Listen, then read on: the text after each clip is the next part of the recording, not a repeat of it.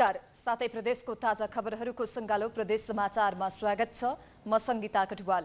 प्रदेश समाचार सुरु गरौं अहिलेसम्मका मुख्य समाचारबाट। खुला सिमानाका कारण नेपालीहरू किनमेलको लागि भारत जाँदा कपिलवस्तुको व्यापार सुस्तायो। नेपाली बजार नै विस्थापित हुने खतरा।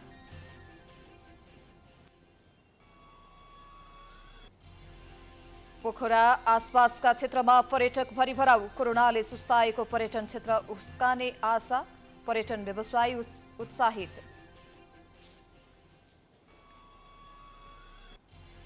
मोरङको कोलुङ झरना प्रचार प्रसारको अभावमा ओझेलमा। 2 स्थानीय तहको सीमामा परेपछि कसले संरक्षण गर्नेमा अन्यल।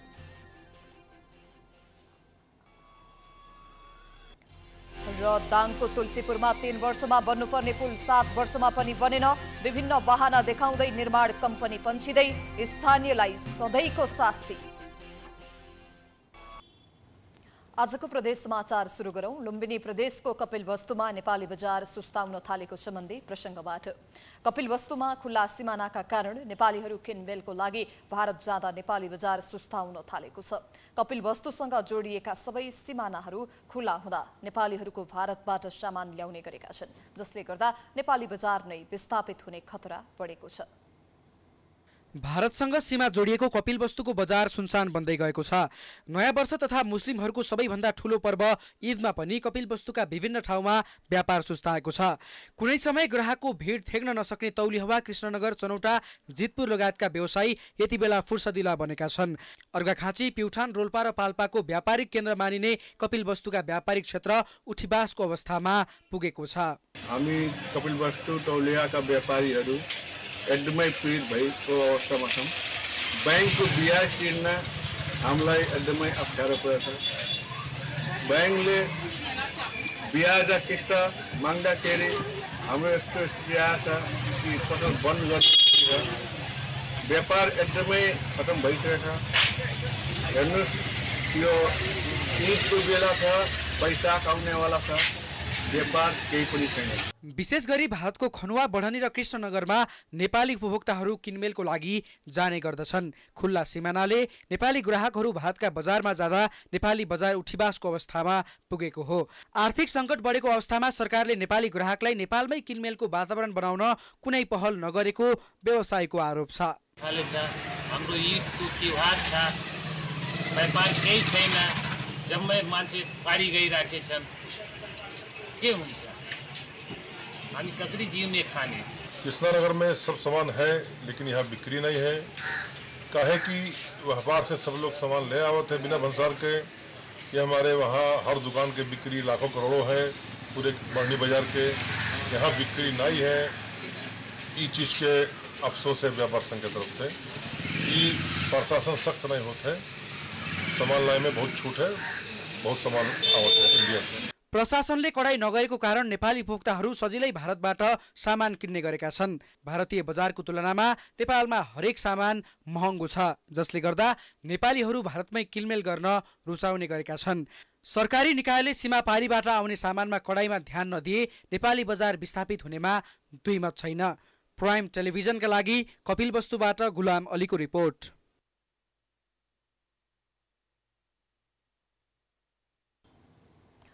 अब गण्डकी प्रदेश स्थित कास्कीको पोखरामा पर्यटक बढेको सम्बन्धी प्रसंग।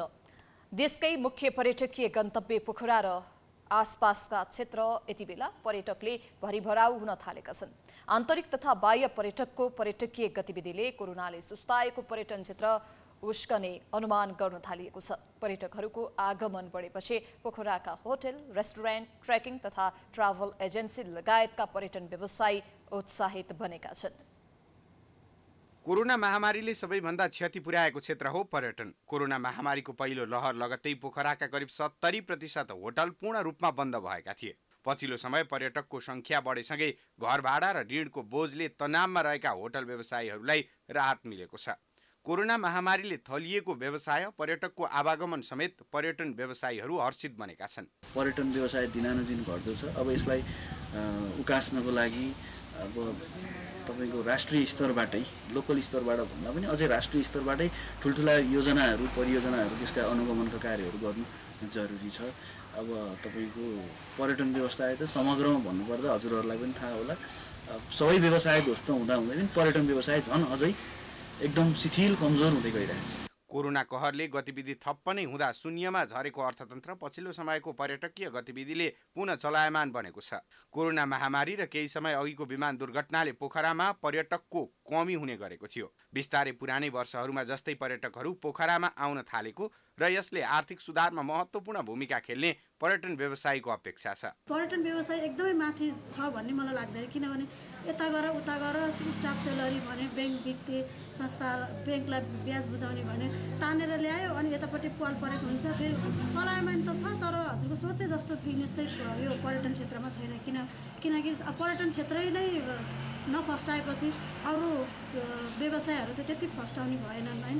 त्यसको लागि चाहिँ सरकारले केही ध्यान दिनुपर्छ भन्ने मेरो धारणा छ। नयाँ वर्षलाई लक्षित गर्दै पोखरामा पर्यटकको आवागमन बढाउन मेला महोत्सवको आयोजनासँगै पर्यटकलाई होटल तथा रेस्टुरेन्टहरूमा विशेष छुटको व्यवस्था गरिएको छ। बैंक तथा वित्तीय संस्थाको लगानीको किस्ता र ब्याज सहज रूपमा सञ्चालन नहुँदासम्म तिर्न नसक्ने अवस्था कायमै रहेको बताउँदै सरकारले सहुलियत दिएर व्यवसायीलाई पलायन हुनबाट रोक्नुपर्नेमा होटल सङ्घ पोखराको माग छ। अहिलेको अवस्था हेर्दा पोखराको अकुपेन्सी दैनिक 15-20 कहिलेकाहीँ 30% पुगेको अवस्था छ र यथार्थमा अहिले चाहिँ 70 नाग्नुपर्ने बेला हो। र हामी पोखरामा होटल सङ्घ पोखरा नेपालले फेवा नववर्ष महोत्सव 18औं संस्करणको यही चैत्र 29, 30 र 1 गते पोखरामा गर्दैछ। मलाई लाग्छ यो महोत्सवका कारणले पनि यो एक हप्ता हामीले पोखराको अकुपेन्सीलाई 70-80% पुर्याउन सक्छौँ जस्तो मलाई लाग्छ। पोखरामा हाल 500 हाराहारीमा होटल तथा रिसोर्ट छन्। नयाँ वर्षसँगै पर्यटकको स्वागतका लागि होटलहरू सजाइएको छ। केही वर्षदेखि थला परेको पर्यटन व्यवसायलाई उकास्नका लागि सम्बन्धित निकायको गम्भीर ध्यानाकर्षण हुन जरुरी छ। प्राइम टाइम्स एचडी का लागि पोखराबाट अनिता घिमिरेको रिपोर्ट। प्रदेश समाचारमा पालो भएको छ विश्रामको।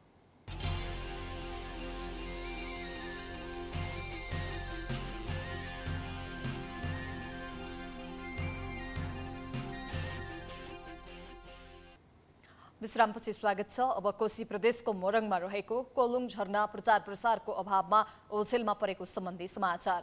प्राकृतिक सौन्दर्यताले भरिपूर्ण मोरङको कोलुङ झरना प्रचार प्रसारको अभावमा ओझेलमा परेको छ। जिल्लाको मेक्लाजुङ गाउँपालिका र लेटाङ नगरपालिकाको सीमामा रहेको झरना रमणीय र ऐतिहासिक महत्त्व बोकेको भए पनि सरोकारवाला निकायले ध्यान नदिँदा ओझेलमा परेको हो। मोरङको मिक्लाजुङ गाउँपालिका र लेटाङ नगरपालिकाको सीमामा चट्टानी पहाडबाट निरन्तर कोलुङ झरना बगिरहेको छ।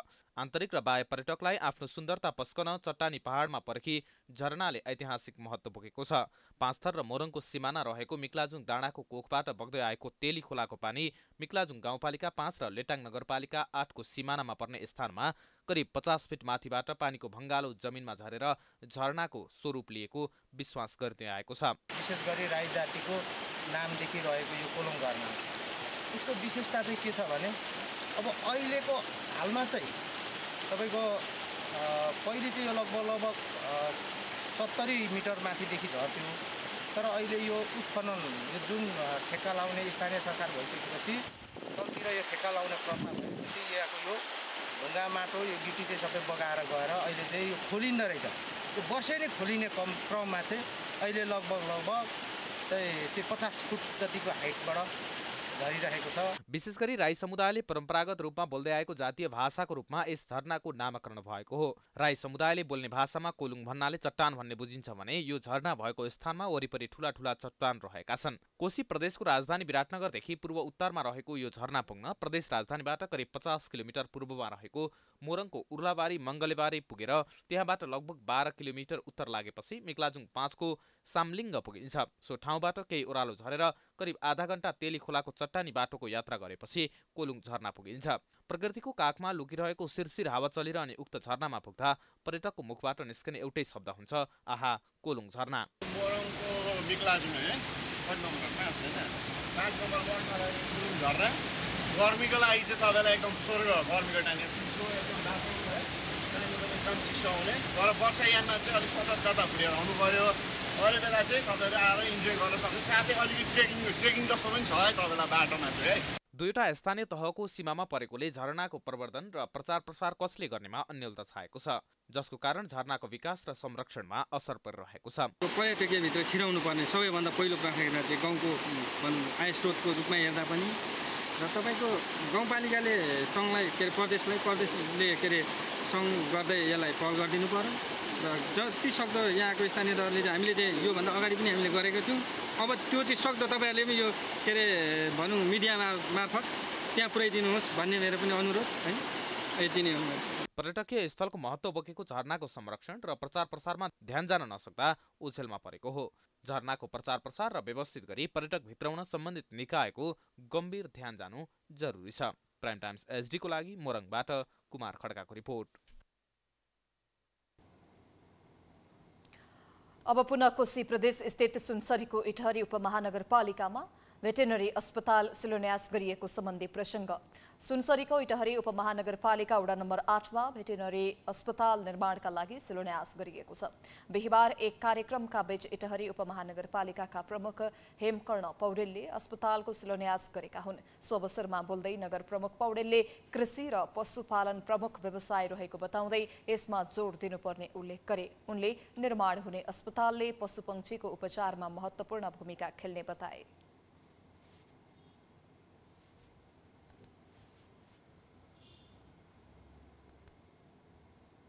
यो क्षेत्रतिर एउटा भयो, अझै इटहरीको माथिल्लो चाहिँ 10वटा वडातिर हुने माथिल्लो 2 नम्बर निर्वाचन क्षेत्रभित्र अर्को अस्पताल खोज्नको लागि मैले दुर्गा सरलाई पशु शाखा प्रमुखजीलाई भनेको त्यता जमिन खोज्नु त्यता पनि एउटा आवश्यक छ, किनकि कृषि र पशुपालन हाम्रो प्रमुख व्यवसायहरू हामी गाउँको मानिस हौँ, यसले हामीलाई बचाएको छ।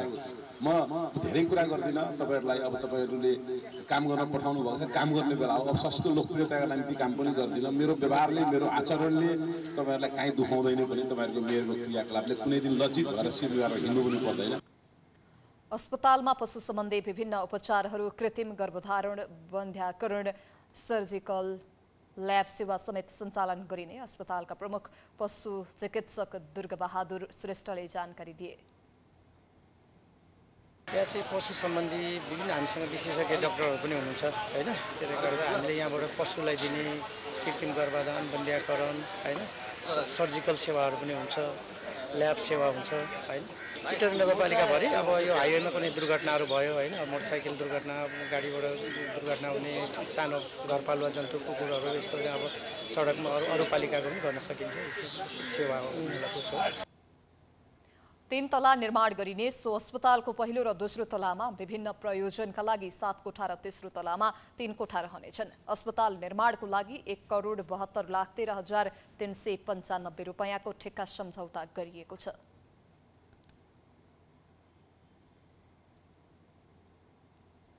अब अन्त्यमा लुम्बिनी प्रदेशको दाङमा 3 वर्षमा बन्नुपर्ने पुल 7 वर्षसम्म पनि निर्माण नसकिएको सम्बन्धी प्रसङ्ग। दाङको तुलसीपुर उपमहानगरपालिका 15 मा पर्ने डुरुवा कोठरी जोड्ने हापुर खोलामा पुल निर्माण हुन लागेको 7 वर्ष पुग्नै आँटेको छ। 2075 को चैत्रसम्म निर्माण कार्य सम्पन्न गरी 2073 असोज 19 गते सुर्खेतको एसपी सूर्य जेभी कन्स्ट्रक्सन निर्माण कम्पनीसँग ठेक्का सम्झौता भएको थियो। दाङको तुलसीपुर उपमहानगरपालिका 15 मा पर्ने डुरुवा कोठरी जोड्ने हापुर खोलामा पुल लागेपछि स्थानीयहरू खुसी थिए। तर पुल निर्माणको काम समयमै नसकिँदा स्थानीयहरूले शास्ति भोग्दै आएका छन्। गत 2075 चैत 18 गते काम पूरा गर्ने गरी सुर्खेतको एसपीए सूर्य जेबी कन्स्ट्रक्सन निर्माण कम्पनीसँग 2073 असोज 19 गते ठेक्का सम्झौता भएको थियो। सुरुको दिनमा व्यक्तिको स्वामित्वमा रहेको जग्गाका कारण पुल निर्माणमा विवाद सृजना भएको थियो। तर निर्माण कम्पनीले बारम्बार विविध कारण देखाउँदै म्याद थप्दै आएको छ। अहिले पनि बजेट अभावका कारण पुल निर्माण हुने अवस्था छैन। लामो समयसम्म पुल नबन्दा स्थानीयहरूले झनै शास्ति खेप्नु परेको छ। यो समस्या त लापरवाही। अब अहिलेसम्म बन्ने 3 वर्षमा कि 4 वर्षमा बनिसक्ने पुल हो। अब शेरबहादुर देउबा, दीपक गिरिज, ली चौधरी आएर उद्घाटन गरेको शिलान्यास गरेको पुल हो यो। तुरुन्तै 3-4 वर्षमा बन्ने कुरो थियो। यसले समस्या त अति समस्या भइगयो। खोलामा समयमा पुल नबन्दा आम नागरिकहरूले मात्र नभई सवारी चालकहरूले पनि शास्ति भोग्ने गरेको बताउँछन्। विशेष गरी बर्खामा निकै समस्या हुने गरेको उनीहरूको भनाइ छ। ओडा कार्यालय पनि पुल नबन्दा नागरिकहरूले शास्ति पाएको भन्दै निर्माण कम्पनीलाई चाँडो पुल निर्माण गर्न आग्रह गर्दै आएको छ। अहिले पुलको काम भइरहेको भए तापनि निर्माण कम्पनीले बजेट अभाव भएको बताउँदै आए पनि ओडाले आफ्नो तर्फबाट हुने सहयोग गर्दै आएको छ। पैसाकै कारणले उसले हामीलाई अग्रिम त्यो जानकारी गराइसकेका छ। पैसा छैन मसँग भएका जति पैसा पनि लगाइसके यो पुलमा, अब मेरो केही छैन, अब एक स्टेप छ, एक स्टेपलाई पैसाको जोखो तपाईँहरूले जनप्रतिनिधिको हिसाबले पहल गरिदिनु भन्नुभएको छ। मैले एउटाबाट हुनुपर्ने सहयोग हामी जस्तो बालोको विषयमा अनि बाँसको विषयमा अनि जो बाढाबोट गर्ने त्यस्ता ठाउँबाट हामी त्यसलाई सहयोग गरिरहेका छौँ। सडक डिभिजन कार्यालय दाङले पनि पुल निर्माणको काम भइरहेको जनाएको छ। पुल निर्माणका लागि 2080 असार मसान्तसम्म म्याद थप गरिएको छ। तोकिएको समयमा निर्माण सम्पन्न नभए म्याद थप नगरी निर्माण कम्पनीलाई कारबाही गर्ने कार्यालयको तयारी छ। तर बजेटको अभाव भने कायमै छ। स्थानीय सडक अन्तर्गतको त्यो पुल जोड्ने हो अनि त्यसको ठेक्का सम्झौता चाहिँ 2073 असोज 19 मा भएको हो। कन्ट्र्याक्टर चाहिँ हाम्रो एसपी सूर्य जेबी सुके छ हो। अनि काम गरेर चाहिँ एसपी सूर्यले गर्दैछ। अनि कन्ट्र्याक्ट नम्बर चाहिँ DROD 3371 157 4 72 73 को ठेक्का हो। विभिन्न वाहनामा पटक पटक म्याद थप गर्दै गर्दा पनि सरकारले कुनै राज्य दिएको देखिँदैन। समाचारको अन्त्यमा आइपुगेका छौं। जाँदा जाँदै मुख्य समाचार पुनः एकपटक। खुला सिमानाका कारण नेपालीहरू किनमेलको लागि भारत जाँदा कपिलवस्तुको व्यापार सुस्तायो, बजार नै विस्थापित हुने खतरा।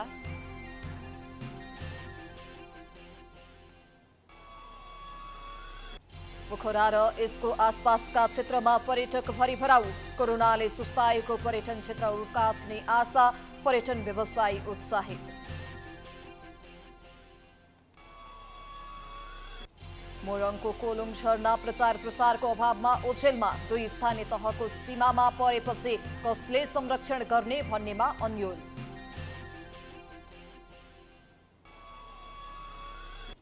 र दाङको तुलसीपुरमा 3 वर्षमा बन्नुपर्ने पुल 7 वर्षमा पनि बनेन।